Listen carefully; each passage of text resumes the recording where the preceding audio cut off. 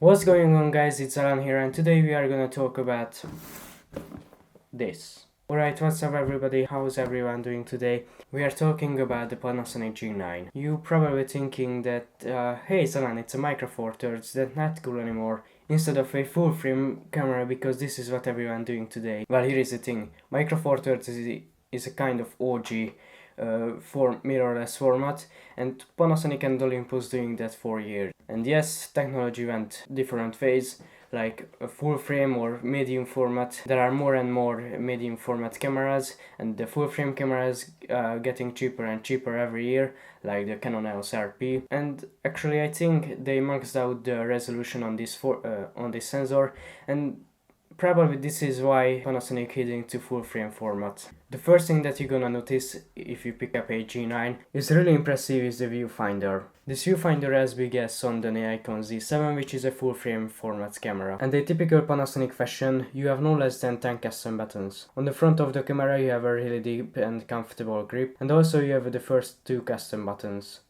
And there's also a little toggle switch here, which is a new thing that they added. Next to the viewfinders, there's also a screen for your camera settings. It kind of works like an old SLR. You turn on the power, there's an additional position where you can slide it over to illuminate this particular display, which is really great. On the left you have the mode selection dial, and on the right you have independent buttons for white balance, ISO, exposure compensation. You have an aperture adjustment down the front, and the shutter speed adjustment down on the back, and also you have a video record button where you can't accidentally hit it, and also it is easy to find if you are vlogging or filming yourself. On the back of the camera you have the focus mode selection, a joystick, 3 custom function button, a rotating menu dial, display toggle and playback button. On the left side of the camera you have mic input, a headphone jack, HDMI and a charge port. And on the right side of the camera you have the remote option as well, and 2 SD card slots. The drive selection is kind of subdials on the top of the camera, which allows you to toggle the settings between single shot, continuous,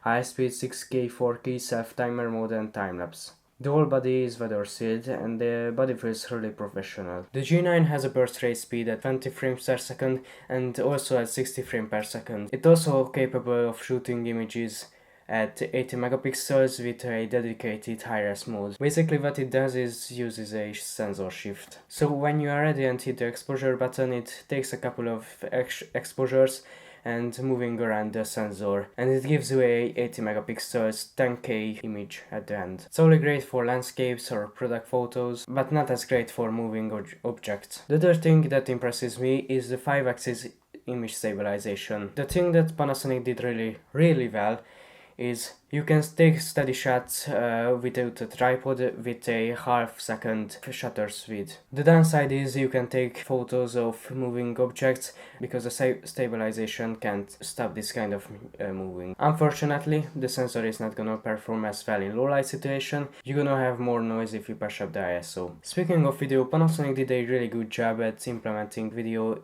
on a clearly designed targeted for photographers. A really famous wildlife photographer called Mate Bence also uses the G9. Well, it's not going to overtake the GH5 because you don't have as many video options. You have 4K video and also 6K video, which is actually 5.2K, but more on that in a later video about the 5.2K. 1080p up to 10 bits at megabits per second at 4K. And also there's slow motion in full HD up to 180 frames per second, and at 4K you have 48 frames per second at 50 frames per second.